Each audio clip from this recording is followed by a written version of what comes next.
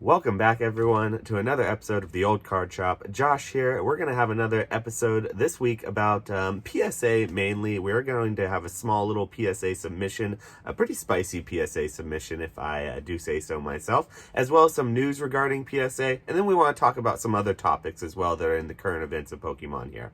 And so if you are coming by for the first time, or if you are a returning viewer and you haven't already hit that subscribe button, please do so.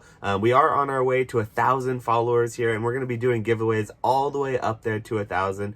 And so if you haven't already, hit that follow button or that subscribe button. We really appreciate it. It helps us out quite a bit, and we're going to be doing lots of giveaways getting up to that. So thanks again, everyone, for tuning in, and let's go ahead and get into the main chunk of this video.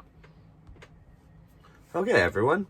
It is that time of year again, right around the holidays, and I feel like it's important for me to make this announcement. This is sort of a PSA to anyone who's out there who's thinking about selling your cards right now.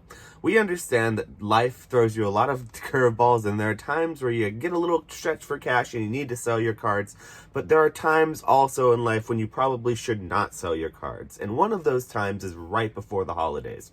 Now, you might ask yourself, or ask me, Josh, why do you think that people aren't buying cards around the holidays? It seems like the holidays and around that time of year would be the best time to sell your cards, because that's when everyone's buying things as gifts and giving it out and just buying in general. There's tons of retail sales. You think about Black Friday, you think about Christmas sales, all those types of things that go on at the end of the year, and you would think it would be a great time to buy Pokemon cards. And the reality of the fact is, it is a great time to buy Pokemon cards, but it's a great time to buy Pokemon cards. That's the crux. It's not a good time to sell Pokemon cards. Now let me get into a little bit of the details with that. What I mean by that, though, is basically this. If you're looking to sell your Pokemon cards right now, you're going to be competing with a ton of other folks out there who are also looking to sell their Pokemon cards in hopes to raise money for the holidays coming up.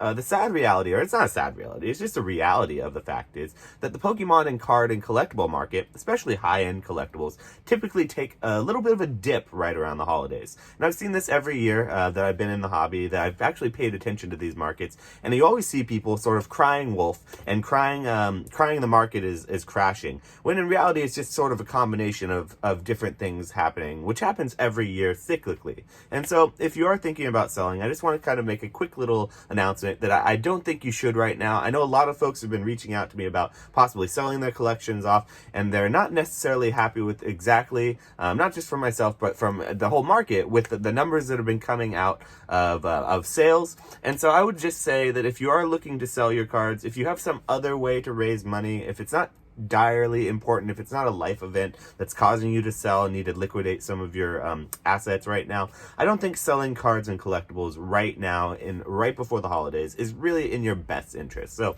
I'd advise you against it. So, not a financial advisor, just someone who does this time and time again and sees this cycle happen every year. And I just want to kind of be that person out there to say the market is not crashing. I do not believe that the market is coming down. There's a ton of new product that's out there, and those prices are coming down a bit. But that does not by any means mean the market is crashing. So just bear that in mind and consider that when you're thinking about selling off some of your singles or collections this year.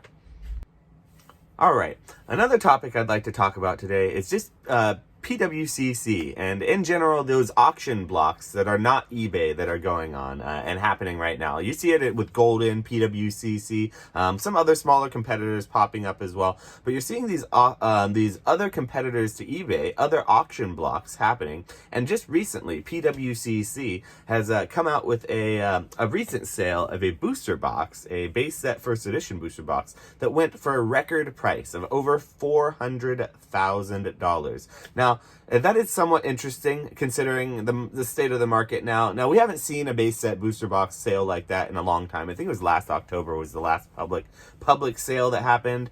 And I think it was close to about 350,000. So this is significantly higher, just by a significant 50K or so portion, which is somewhat significant. And it just is interesting to me, considering PWCC. We all know, or maybe if you don't know, there was some controversy surrounding PWCC with bids being potentially shill. eBay accused PWC of shill bidding, banned their account, they got off the platform. It's a whole big mess. And so we don't know the true what really happened in those situations. But this particular last auction just happened this last week, and it was of a base set first edition booster box as well as many other things. And we will say that that $400,000+ price range is pretty high. So that's take that for what you will, but that is news for the hobby. All right, and so we do have other news about PSA opening up. Just about a week ago, Nat Turner, I believe he's the CEO or sort of the lead correspondent for PSA. He may even be the owner of PSA. He was responding to messages and replying to messages on, I believe, Instagram. And I'll put up a screenshot of it up here. But he replied to a message about a week ago saying that PSA's standard service would be opening back up in about 2 weeks. So that puts us right on track for about December 1st or so, maybe the end of the month, beginning of the month of December for the standard tier opening back up. And if that's the case, that is good news. That is still $100 a card, so it's not going to be that much cheaper. And so I don't know how much more accessible that will make it for people. But if it's something that you're looking to do, submit to PSA. They are going to be opening up those lower tiers here, sort of going down the line. So now we're down to it's standard opening up next, and then after that it will be their I believe it's their, I think it's bulk. I'm not sure what their next one that would be open next, but this is good news for the hobby, and it's also good news for those of you who are looking to submit for just a little bit cheaper to PSA.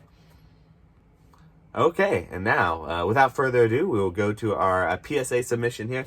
We did get a PSA submission back, and we're pretty excited to show off some of the grades. Some of these grades are for people here on the channel, and some of them are, one of them is for our own personal collection. So this will be kind of a fun one to go through. All right, and now let's get into the fun part of the video here. We have a small little PSA submission to kind of bring back. So let's just put this back here, and we'll just kind of pull the cards out one by one here.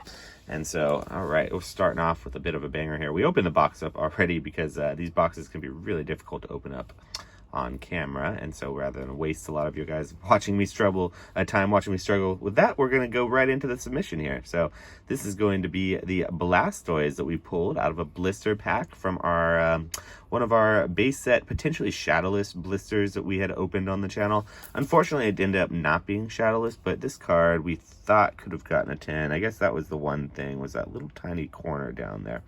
But definitely a beautiful card, and I'd say a fair 9. That's a pretty fair 9. Even as a 9, though, this card, man, this is a big hitter of a card, so really nice there. That one's going to one of our followers who pulled that on the channel here recently. This is a express PSA submission. It took us about 2 weeks to kind of get them back, so that's typically the going rate. This is opened in the same opening. This was a Zapdos, so it was pulled out of a pack that was offered as insurance for opening the Shadowless pack. So one of our followers opened a Shadowless blister, and since it wasn't Shadowless, we decided to, well, it was already in the cards, to give a heavy base set pack as a little insurance, and so they opened that Zapdos out of it, and that was a fun opening.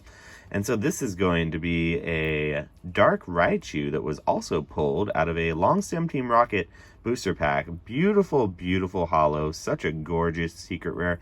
PSA was being very, very rough with us when they decided to grade these cards, because I thought a couple of these were deserving of, maybe at least one of them was deserving of a little bit of a higher grade. But this is a cool card. Love this card because it is technically the first ever secret rare. A little bit off center, and so we understand why the grade wasn't a 10, but an 8 seems a little bit harsh to us. But that is, once again, that's just sort of PSA. Sometimes I guess they like to decide to grade things difficult once in a while.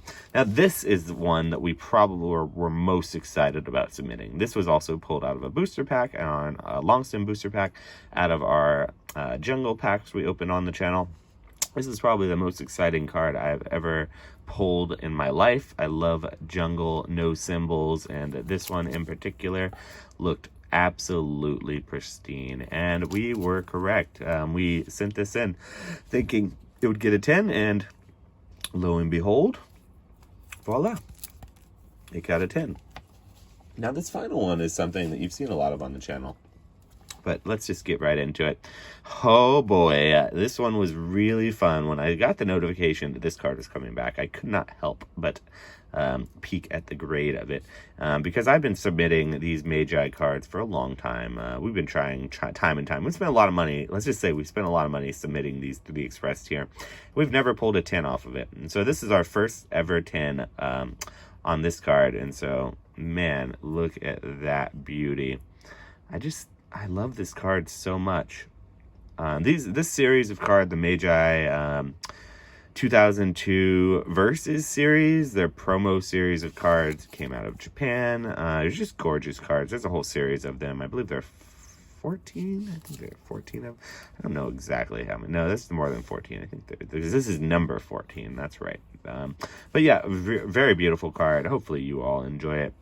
And if you did stick around for this long in the video, thank you so much for coming by. We appreciate that.